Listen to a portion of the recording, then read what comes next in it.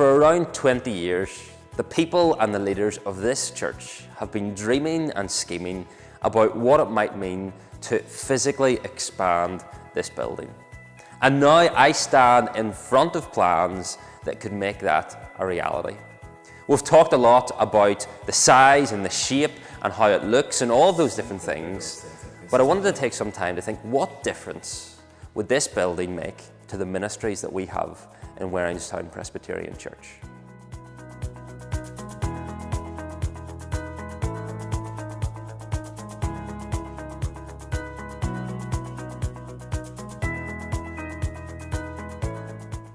I just love the fact that there's a great creche space, that if a new family is coming along to church, they can drop their kid off and know that their kid's going to have lots of fun and be safe there. What I'm really excited about is the extended sanctuary, meaning that we no longer have to meet in two different services. We can come together as one church family, worship God together and learn about Him. I love the fact that the new building is really open and visible to the community. So all of those windows along the front towards the Mill Hill give a real sense of life and people, and I feel that that's a very welcoming thing and something that will draw people in. This new build could make such a difference to the ministries I'm involved in. Things like Friday Fun Club, Little Lambs, Shine in the summer, and all the girl guiding organisations. Just for those organisations to have so much space to use and enough space that other things could be happening at the same time, and to have better facilities, kitchens, toilets, things that we're really in need of at the minute, and to have better storage space for all those organisations as well will just make such a difference. And to be able to disciple our young children more, to be able to tell them more about Jesus, and hopefully then draw in new families and introduce them to Jesus as well.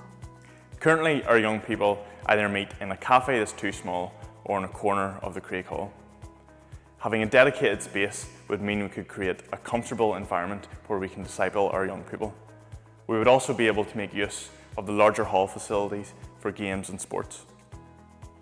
I believe that this new building will encourage more of our young people to come to church and also invite their friends along to it. I have a vision that these new buildings will be full of life and really busy throughout the day and throughout the evenings, with lots of different groups from our community coming in to do a variety of all sorts of activities within our amazing facilities. And within that there will be connection points created between church and people who don't go to church.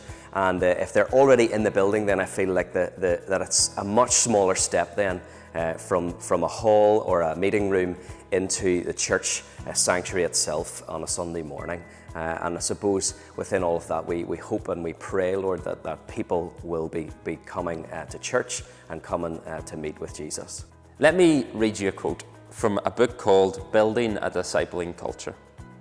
The destiny of the church is directly tied to how passionate she remains to her mission. We are a church with a mission. We are a church that wants to glow.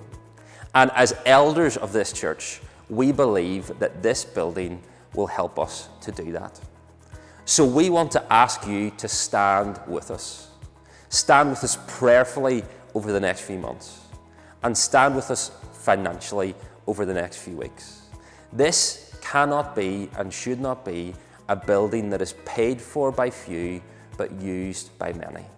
This needs to be a church that is paid for by the many so that we can see even more come into this place.